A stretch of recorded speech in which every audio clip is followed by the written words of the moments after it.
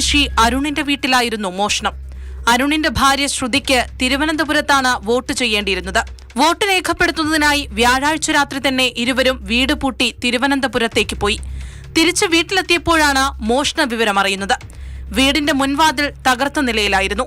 വീട്ടിലെ 4 മുറികളുടെ അലമാരകളും തകർത്തിട്ടുണ്ട്.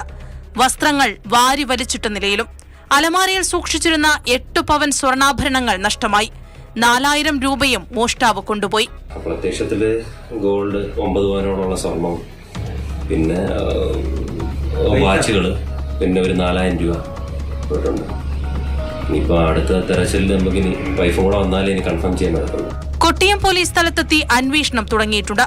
ഡോഗ് സ്ക്വാഡും വിരലടയാള വിദഗ്ധരും സ്ഥലത്ത് പരിശോധനകൾ നടത്തി. പ്രദേശത്തെ CCTV ദൃശ്യങ്ങൾ കേന്ദ്രീകരിച്ചുള്ള അന്വേഷണത്തിലാണ് പോലീസ്.